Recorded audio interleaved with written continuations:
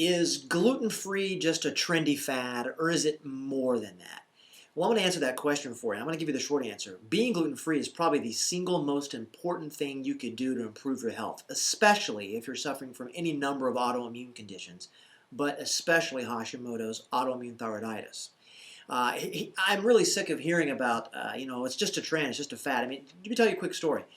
Just right before Thanksgiving, I had a patient come in with Wegener's granulomatosis, which is an autoimmune condition. And she was recounting to me a story where she was talking to this big specialist at this university about, well, could food or gluten have anything to do with this autoimmune condition? And the doctor just poo-pooed it right away and said, oh, that's just a fad, that's just a trend. And that guy's stupid. There's really no other way to put it. He clearly hasn't read much, because pretty much no matter what condition you want to think of, any autoimmune condition, I can pull out of the research literature some information connecting gluten sensitivity, okay, with that autoimmune condition. I'll just put it very simply. Gluten is certainly not the cause of all disease or the cause of all autoimmune diseases, but man, it is linked to darn near every one of them, if not all of them. So one of the things we always have most of the people that I talk to is say, hey, just go gluten-free. You'll probably lose weight. You'll probably feel better. And so is being gluten-free trendy? Of course it's trendy. People have figured out a way to make money off of it. That lady from The View has written that book. Everybody and their dog is talking about going gluten-free and how much better they felt and blah, blah, blah, blah. And the point is, being gluten-free has been around a lot longer than some of these media stars.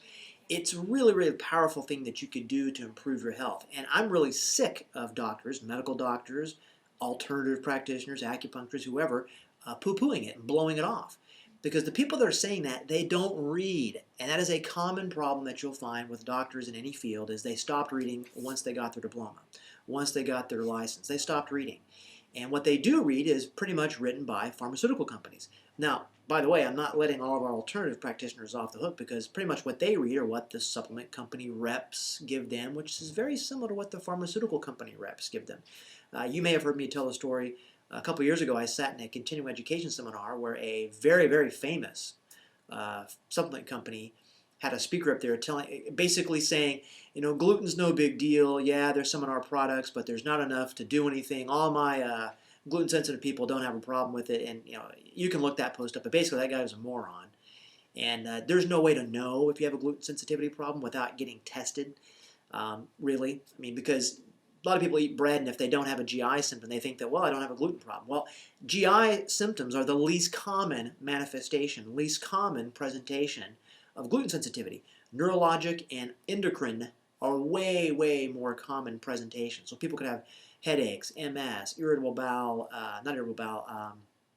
headaches, migraines, Hashimoto's. Those are the things, seizures, ataxia, those are what people present with. They don't necessarily present with GI symptoms.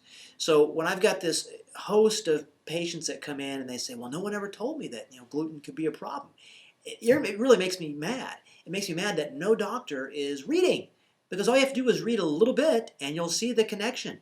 Having a gluten problem is not the same thing as celiac, by the way. I'm going to do a post on that here probably next. Celiac is one kind of gluten sensitivity, not the only kind. However, that seems to be the only thing that any doctor wants to test for. Well, you don't have celiac disease, so gluten can't be a problem. Wrong. Again, they don't understand. I give them kudos and a little bit of credit for trying to do the test, but they don't understand.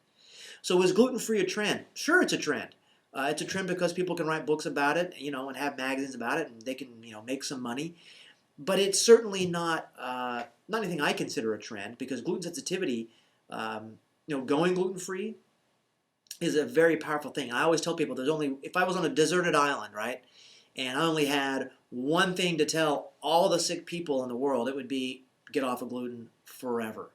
So it could be something you want to investigate, but keep in mind, going gluten-free often, like I said before, it's not the cause of all disease, and going gluten-free is not necessarily going to cure any disease, and it may not even it may not even be the thing that makes you feel better. It gets more complicated, especially when you have autoimmune disease. There's so many other things you have to look at. There's vitamin D and GI infections and, so many other factors. But the very best place you could start is by going gluten-free.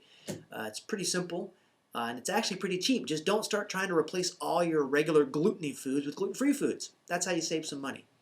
So gluten sensitivity is on the rise, and there's a lot of studies that show that.